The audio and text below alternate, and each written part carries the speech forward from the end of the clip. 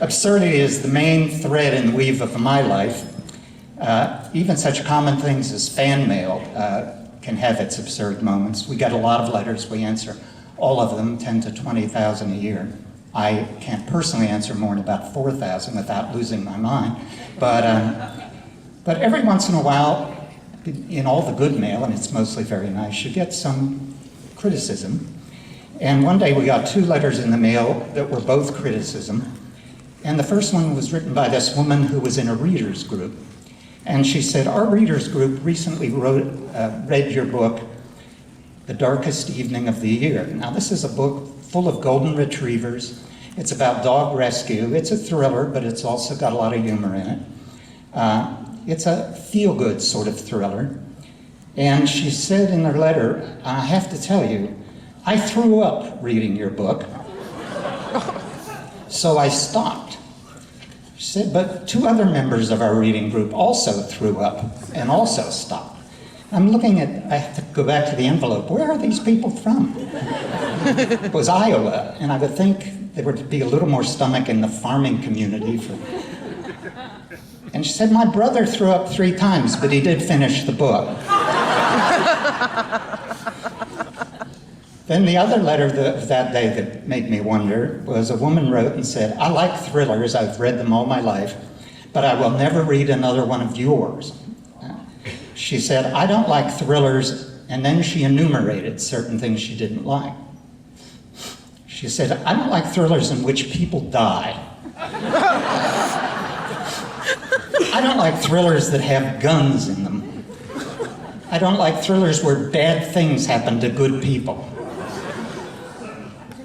When he saw that happen, he directed the steam up immediately, except there was a tree overhead. He blew hundreds of leaves off the tree and hundreds of birds out of it.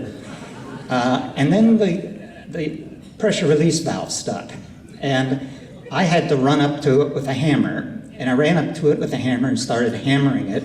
And everybody realized what was going to happen if it didn't unstick, so everybody started to run. And that included me. The woman who was working there at the cemetery fell down, and I, being a polite young man, ran over to help her up. When she looked up, I'm leaning down toward her, holding a hammer in this hand. And she screamed, no! We didn't get the job. And that was the end of the Koontz steam cleaning company.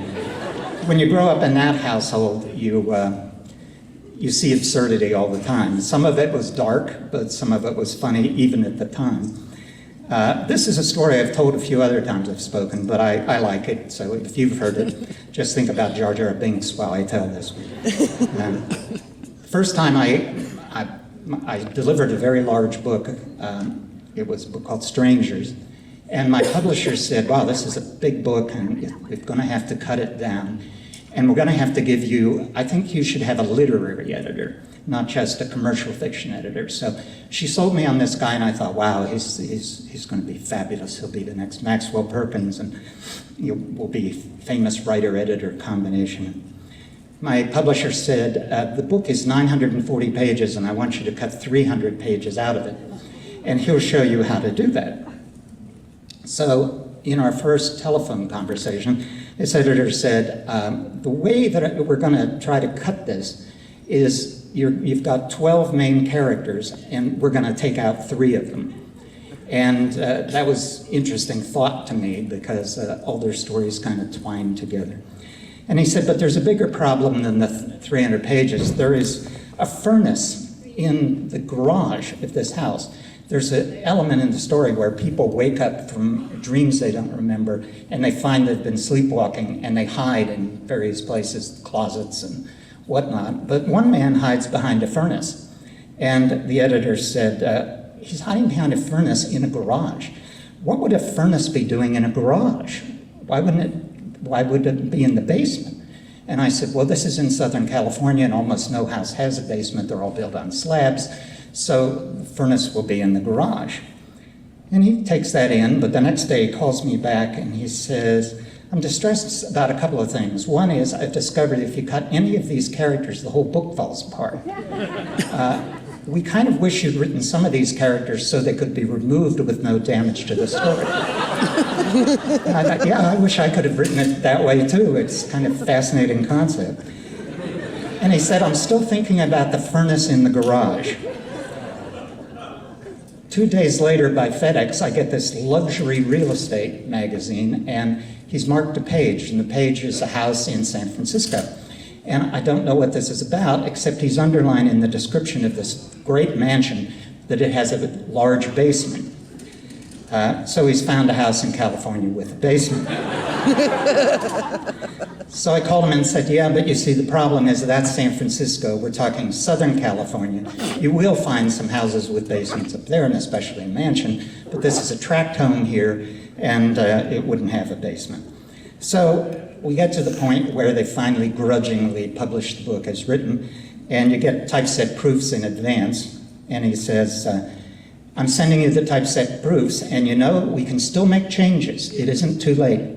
You can still move that furnace out of the garage. And so I wrote this, and in those days it was a fax machine, and I faxed it to him, and I said, Dear Alan, I've taken your advice about that, and I've written this new paragraph. Will this satisfy what you're concerned about? And the paragraph was this. In the garage was a furnace, but not just any furnace, an immense furnace, a huge bastard of a furnace. So enormous that the natural gas needed to operate it could have heated the homes of 1,236 families. A furnace of such flagrant excess and ungodly dimensions that no room was left in the garage for cars. A furnace so complex in its engineering, so formidable in its mechanisms, that while performing routine maintenance, 3 repairmen had been killed. A furnace into which a clever murderer could jam the body of his editor with every confidence that no speck of evidence would survive the flame. He faxed me back and said, point taken.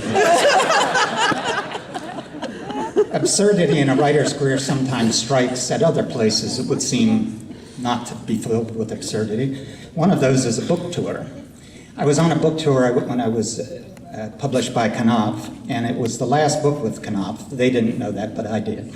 And I was getting ready to move on, and they wanted me to do it. I've never done any national tour, but they wanted me to go up California and do signings in San Diego, Orange County, LA, up the coast. And I said, fine, but you know, it's going to take 2 weeks. And I want Gerda, my wife, to come with me, and I don't know how I'm going to persuade her for that. But I promised her that if she would come on this, and every night after the book signing, because every night ended with a book signing, that I would take her to the very best restaurant in whatever city we were in, and we'd have a fabulous dinner and very good wine. Well, when we went to San Diego and then Orange County and then LA, every book signing started at 5 o'clock and ended at 1 in the morning. Because there were too many people in line, and I don't like to let anyone wait in line and then not get a book. So we stay till the last person is gone. So we'd be getting back to our hotel at 2 in the morning. And about the only thing you can get in a hotel at 2 in the morning is room service food, which isn't the best restaurant in the city.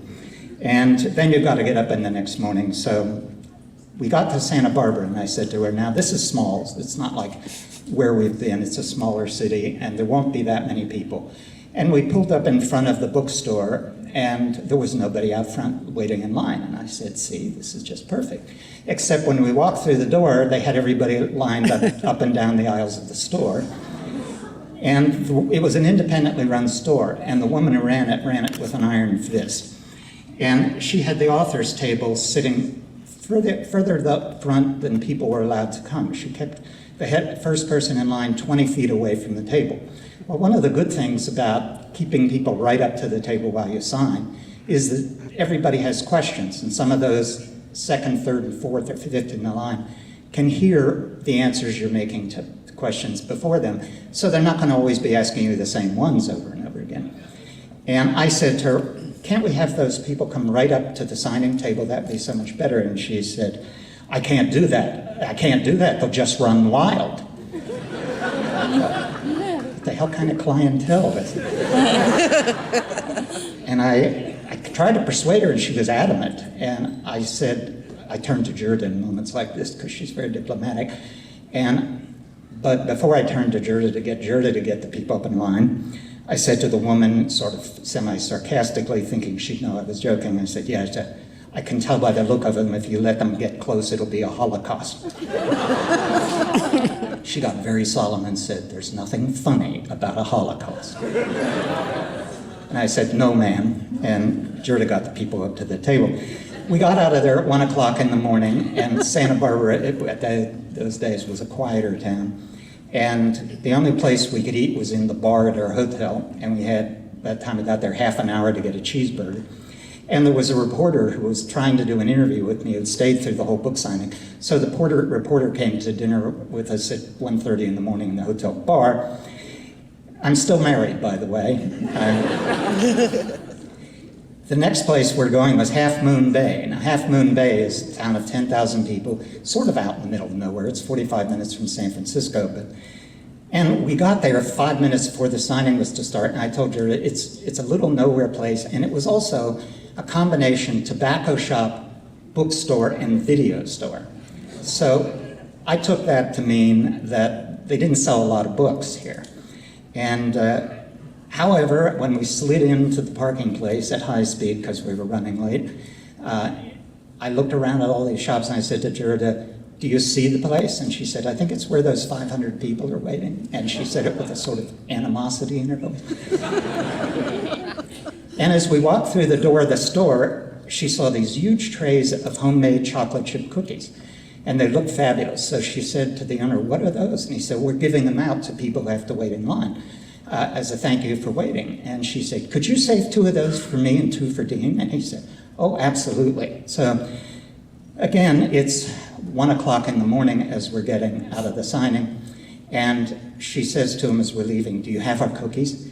And he looks crestfallen and says, oh, I forgot, and we don't have any more. My wife is a very gentle, 5'2" sort of person. I thought she was going to kill him. And then in our car with her, I thought she was going to kill me. We get into San Francisco at 2 in the morning, and we're staying at the Ritz-Carlton, and it has a very good restaurant, but it's now closed. And we go upstairs, and we don't really have time to order from room service because we've got to be up at 4:30 in the morning to morning media in San Francisco. And so at 2:30 in the morning, with 2 hours yet to sleep, we're having dinner out of the Honor Bar. And you know what's in that, those little Redskin peanuts and malted milk bars and $34 bags of potato chips that only hold an ounce. And you know it's a test of a marriage when you're fighting over the last bag of potato chips and nobody really strikes each other.